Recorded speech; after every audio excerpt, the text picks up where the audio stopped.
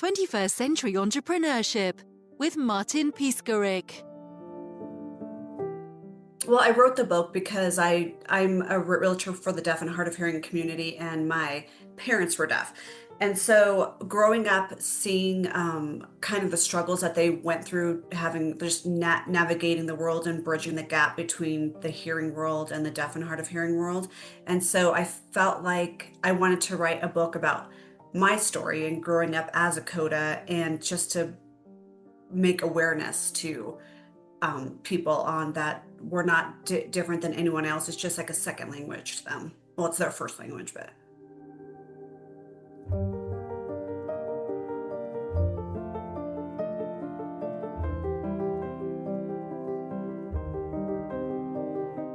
My name is Maria Gallucci, and I'm the author of Raised in Silence, a book that was very heartfelt to myself and the deaf and hard of hearing community, just to bridge the gap between the hearing world and the deaf and hard of hearing world.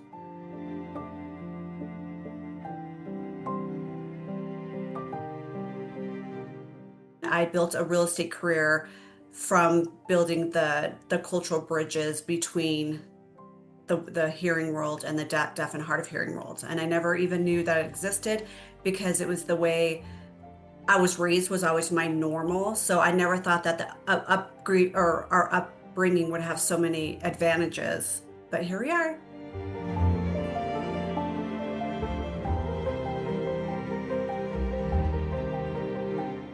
I still remember I always saw my parents getting dismissed or being ignored because of the communication barriers. So I made myself a promise when I was, as long as I can think, I was probably 5 years old, that no one in my world would ever feel unseen if I can help it. Because I remember I was in kindergarten and we were on a field trip to the zoo. And I remember sitting there with my friend, and my mom was walking up to come get me. And then we were signing, and everybody was staring at us, and everybody was like, well, that's odd and that's different. So I always thought, from then on, I'm always going to try to be very inclusive and make people aware that we're not different from anybody else. It's just a different way of communicating.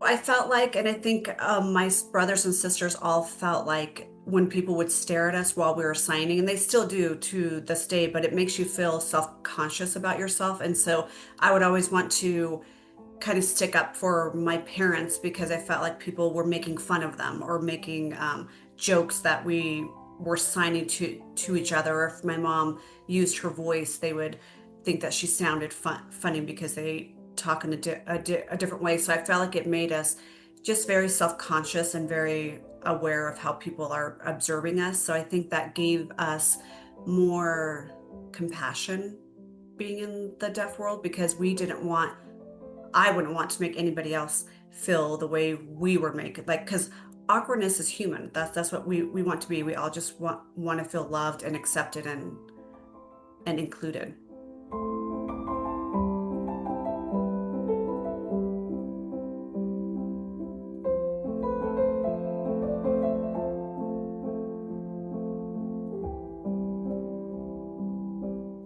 And it showed me that listening isn't about hearing, it's about paying attention. Like, my parents listened with their eyes and hearts and not their ears. So that, I think that defined my shaped my definition of love, just being present, being patient, and making sure people felt valued.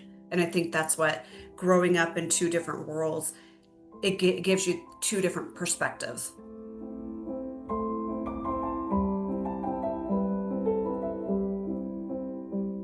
I think that most people are taught that talking is more important than actually understanding, and we rush to respond instead of slowing down to really see the person in front of us. And I think that when you sign, it's more intimate, and that connection requires humility, and that's not something we're taught in school. And so I feel like, because we had to shape between the two worlds, we learn the value of that more.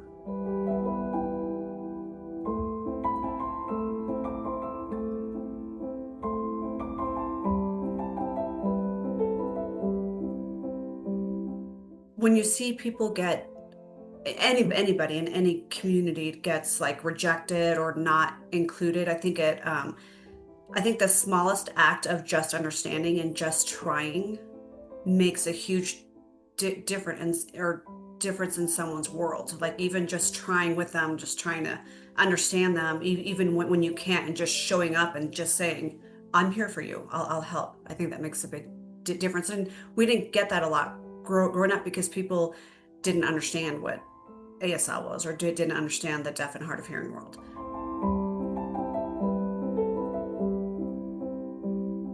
I became more of an advocate because my son came out as gay when he was 12 years old. And I think that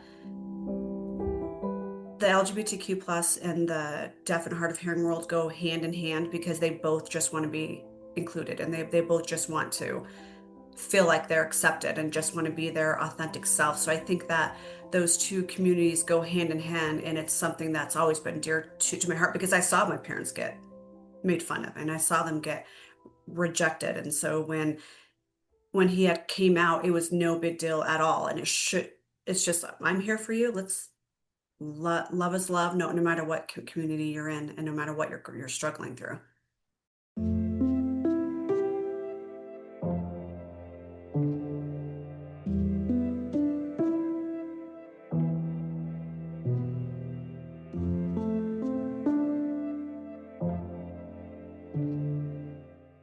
Growing up with the deaf and hard of hearing community makes you more compassionate, I think, towards people. And right now, I think that with just the LGBTQ plus community, like they're all just humans, just like we are. And I think that if we all just love to one another, and I know that's hard, like I think, and it's hard because people don't want to get out of their comfort zone. Like that's all it is. It's just a comfort for them. But if they just try to shape themselves just to love one another or not, because they're all humans, just like we are.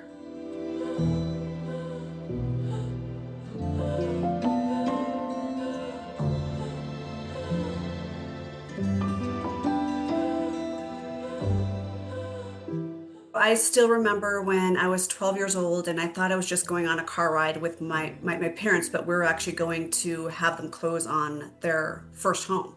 And so we were driving there, and then when we were sitting at the closing table, I realized number one, they didn't have an interpreter there, and number two, my parents were just looking at these papers without even knowing what they were signing. So I jumped in and started interpreting for the closer on the paperwork that they were signing for the financial. And like buying a house is one of your biggest like purchases of your life. So I just saw them struggling for that. So I said, that's how I got into real estate, because I was thinking, I'm not going to let people not know what they're signing or not understand the documents that they are doing. And so I got my license right when I could, and I've been doing it ever since.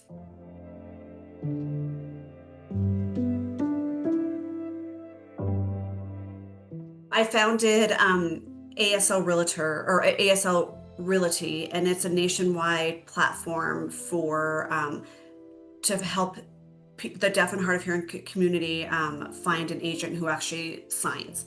And so probably 75% to 80% of my clients in Colorado are actually deaf and hard of hearing. So I'm like one of the very, very few realtors out here that actually is fluent in sign language. That way they can understand what they're signing and what. So for me, it was just being an advocate for that underserved community, because they're truly underserved. And I think people need to understand fully what they're signing and what they're buying, because they're supposed to be a happy time. It's not supposed to be stressful.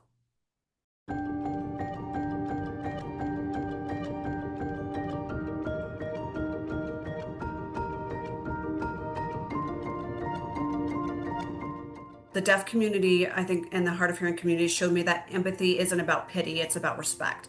Like growing up, I often watched how my parents were underestimated simply because people couldn't communicate with them. And then I think that like lit a fire in me, because empathy means meeting people where they are, not just to expect them to be.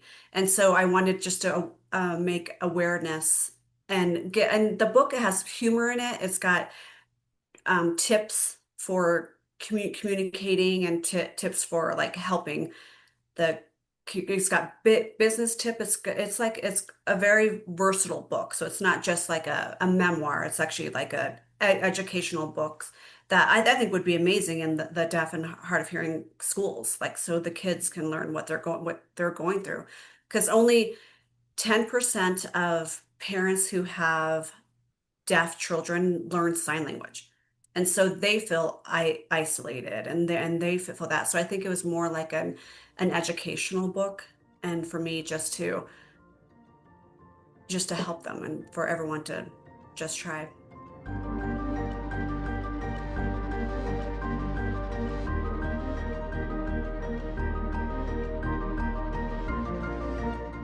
For example, one of my clients, they bought a home prior to using me because they didn't know that I knew ASL or didn't know about me at the time.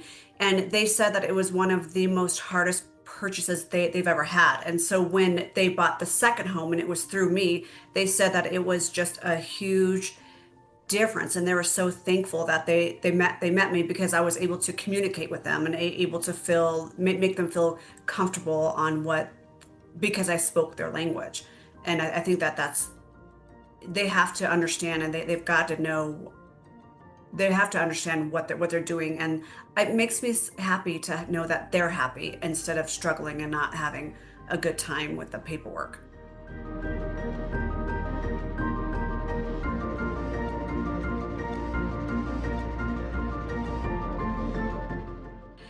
So because I remember how heavy it felt watching my parents struggle to advocate for themselves in a world that didn't accommodate them, that was my first thing that I was going to do when I got my real estate license. I'm like, I'm going to help them. I'm going to advocate them to anybody who doesn't feel included, and everyone that has like an indifference. And I'm top 1% of realtors in Colorado and 1.5% nationwide. And I built my career on helping people being included, whether it's LGBTQ+, whether it's deaf and hard of hearing, just any bridging the gaps between any cultural differences. And that's what I made my mission on.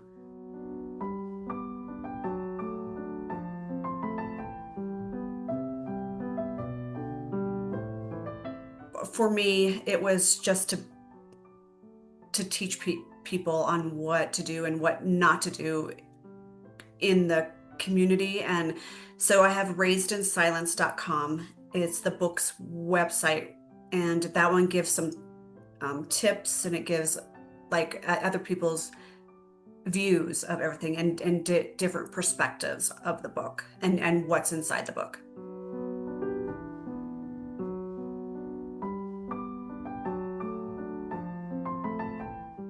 So I'm very excited for this book, and I hope it helps a lot of people out there. And if you want any more information, you can go to galluccihomes.com or also raisedinsilence.com. And I'm also on Instagram, which is Gallucci Homes.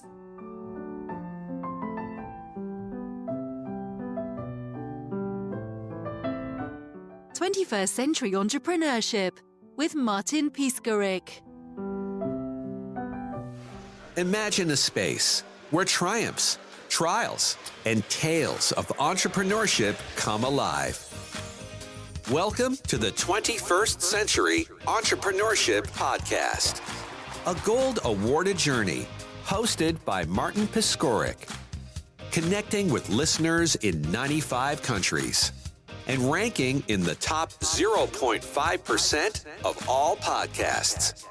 Join our exclusive community, elevate your perspective, and embark on the path to success.